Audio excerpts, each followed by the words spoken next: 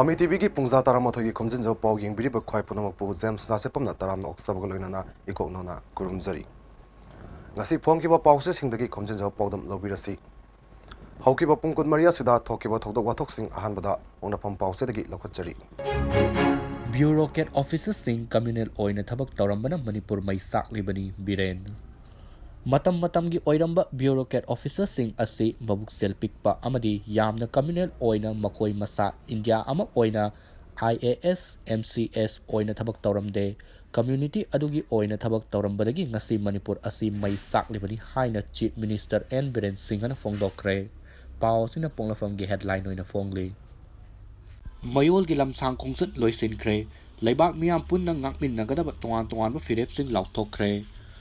mayol na sinduna manipur kunai gi anoba langon purakmin nabagi pauzel puduna lamdam asigi tampaki mafam koina salakhiba lamsang khongsat ngasi loisinkiba ga loinana leibak miam ngakmin nagadaba tongan ba firep sing su lauthokre pau sina punafam gi anisuba headline oina fongli Kuki lalauba singna state force tak makata na landarak labadi chapchaba pakumpi gani AR More town that lairiba state force singi mathakta kuki lalauba singna makata na nomai amasung bomb kapsinduna attack sa tharakpa tarabadi Assam rifle na maduda pakumpi gani haina more da laiba manga suba AR gi commanding officer na section warol oina fongdokre pau singa sina pongna fongi maruiba pau oina fongli maka satharak poina hoyalan pau pause dagi lokachari Constitution की वांगमदा अरानबा अमा तौरमलबदी खुदक्ता फम थादोके chief minister महाराज गंभीर सिंह लेखिदबगी चामगा मरिफुदरारक सुबक कुमोन थौरम state की थाकता पांगथोक्तुना मपुंग फाबै कायकुमनबु उतक्रे पावसिन अहानबा पाव ओइना ngasi hoyalan pawge hambala maida headline amasung sub headline tawduna fongli Manipur tribe kunchaga mari kuncha mangana chahi kayadagi punna nuksi sanana laiminarambadagi ikhang khangudana mamang chahi gi me ahumda chamjiraba mitei miyamda landaba horakkibadu mitei singna kari lankhre amasung Manipur laingna kari aranba tawkre haiba hangladuna karigumba ihakna constitution gi wangmada aranba amatang torumlabadi khudakta fam thadoke haina chief minister N Biren fongdokri Rahul Gandhi gi khongsat ki permission pibagi wafam law and order gi fibam yengduna kumna khanari CM Thasigi tara marida Congress lusingba Rahul Gandhi na lusingduna Manipur dagi chatkani hariba Bharat Jodo Naya Yatra khongsat ki permission pidri haiba wafam adu Manipur gi law and order gi phibam yengduna laingana kumna khanari haina Chief Minister N Biren fongdokri Manipur na India gi sports ki powerhouse ni haibadu amukka na ningsinghankre hockey amasung wusu gi sanroi Susila Sanu amadi Naurem Rosibinada President Arjuna Award khusinakri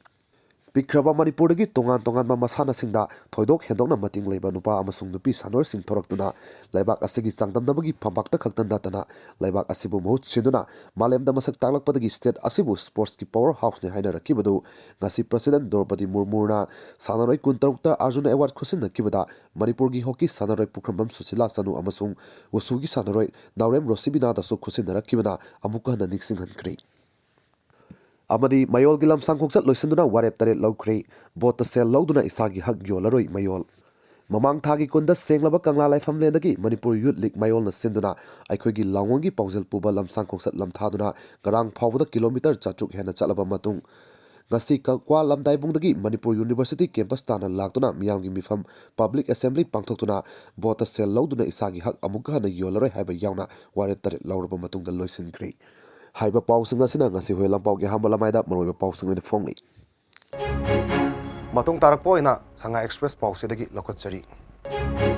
Aranba tawramlabadi from Thadoke Shiam Manipura hauzik thokliba irang asi haurakchungaida maitaina kanada kari lankrabage lenga asina kari akaiba tawkrabage India Constitution gi wangmada aihakna aranba machet ama tawramle harabadi khudakta aihak Chief Minister from the gi resign tawsagi haina Manipur gi Chief Minister N Biren na fongdokre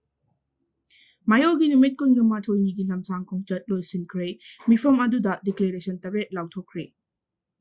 Manipuri Kunaida awonba ama puraknabagi pandamda mamang jahi December kundagi hauna chatharakpa Manipur Youth League mayogi anauba langongi mapawdam sang khongchat ngasi miyoi lising kayana saruk yaduna loishin khibaga loinana khongchat adu loishin baga mari lainana Kanchipura laiba Manipur University gi campus ta pangthokhiba National Assembly da punna declaration tare lauthukre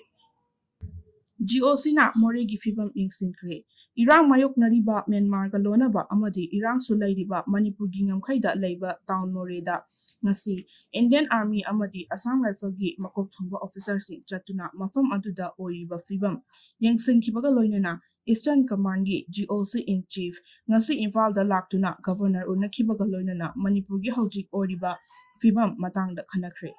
ꯄꯥꯎꯁꯤꯡ ꯑꯁꯤꯅ ꯉꯁꯤꯒꯤ ꯁꯉꯥꯏ ꯑꯦꯛꯁꯄ꯭ꯔꯦꯁꯀꯤ ꯃꯔꯨꯑꯣꯏꯕ ꯄꯥꯎ ꯑꯣꯏꯅ ꯐꯣꯡꯂꯤ꯫